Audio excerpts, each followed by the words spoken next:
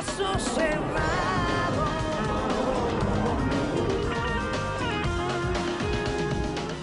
Bueno amigos, aquí estamos de regreso. Vamos a recibir al próximo caso de hoy con la cita del escritor y filósofo italiano Dante Alighieri. Dice: la fama es como la flor que brota y muere.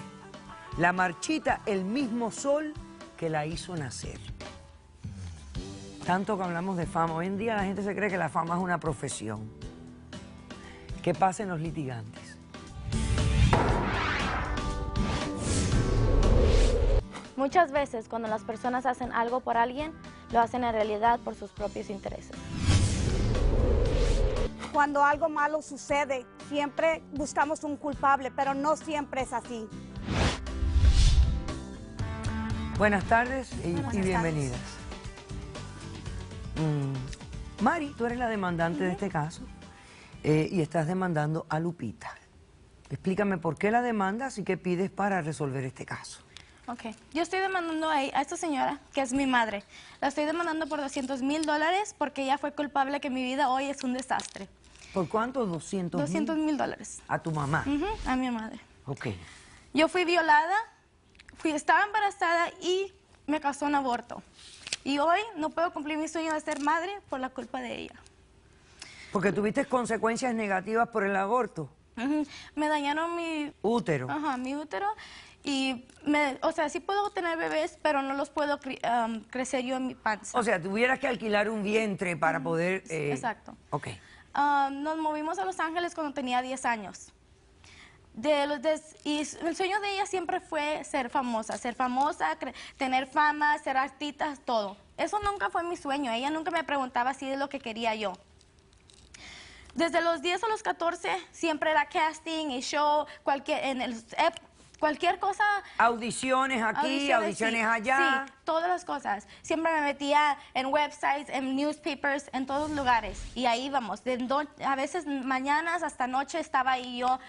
Tenía que ir a la escuela, a veces ni iba a la escuela por la culpa de ella, porque nos quedábamos hasta las medianoche practicando porque ella quería que yo fuera un éxito.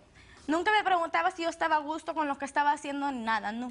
Y si tú se lo decías, le decía, mamá, yo no quiero hacer esto. Pero ese fue su sueño y me dijo, no, nosotros venimos aquí porque tú vas a ser alguien en esta vida. No, no, no. Cuando yo tenía 14 años,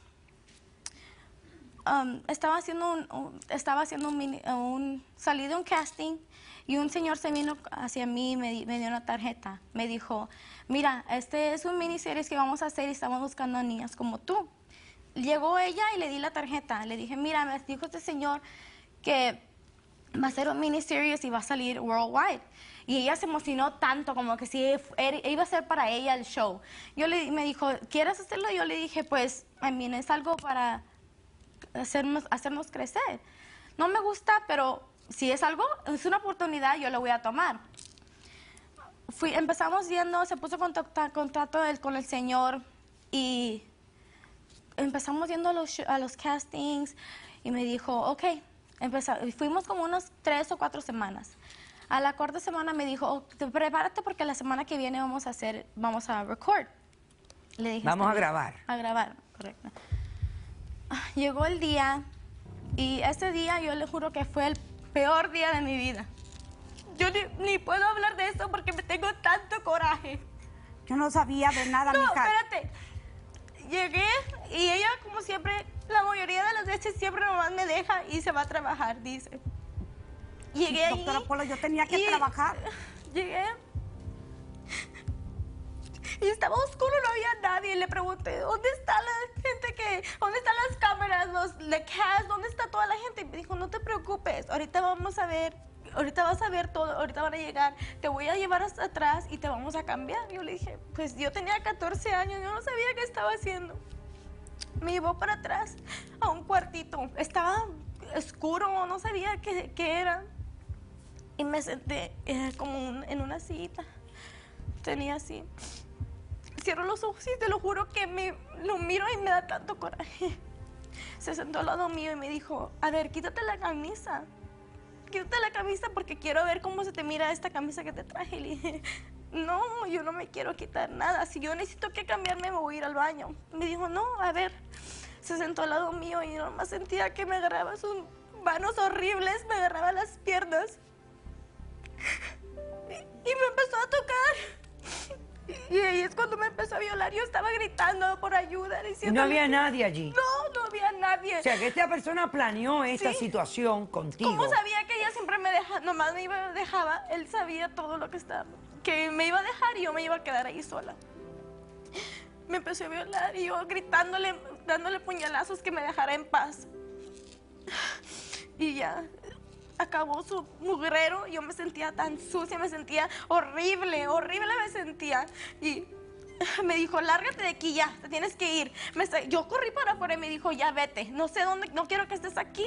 Y me dijo, vete. Yo le dije, ¿por qué? Me dije, ¿dónde está mi mamá? Y dijo, tu mamá fue cómplice. Tu mamá me dijo que yo te hiciera esto para que tú agarraras ese personaje que quieres. Tu mamá me dijo que ella... No, tu mamá fue la que me dijo que yo te hiciera esto. Yo le dije, ¿pero cómo?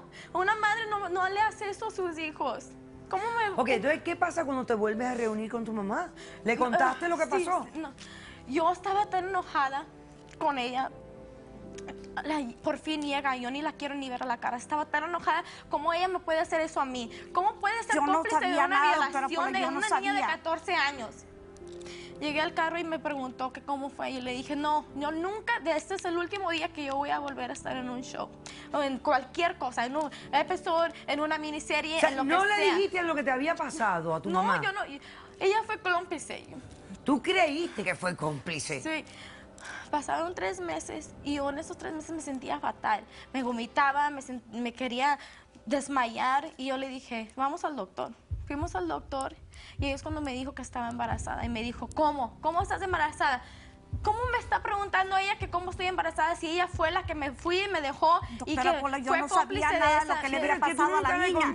Es que tú nunca le contaste que te Yo había... tenía 14 años, yo tenía mucho miedo. Yo no sabía qué hacer, si llamarle a la policía, si ir con alguien, yo no sabía. Nosotros llegamos a Los Ángeles y estábamos solas. Tenía 14 años, yo la verdad tenía miedo. Yo nomás quería borrarme eso de la cabeza y ya no volver a vivirlo otra Entonces, vez. estabas embarazada, ya tu mamá se enteró. Sí. Decidieron hacerte un aborto. Cuando fuimos a hacernos el aborto... Y ahí fue que te dañaron el útero. Sí, fuimos a un lugar, ni fue ni clínica, ni hospital, ni nada de eso. Ya te entiendo.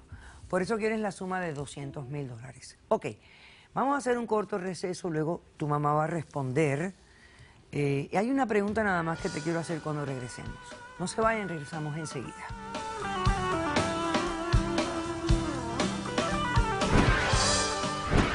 Yo le iba a preguntar si llamaron a la policía. Porque no quiso. Porque ella era menor de edad, tenía 14 años, estaba embarazada, la habían violado y yo tenía miedo que el CPS me la quitara. Entonces lo mejor que hiciste fue llevarla a hacer un aborto. Caso cerrado.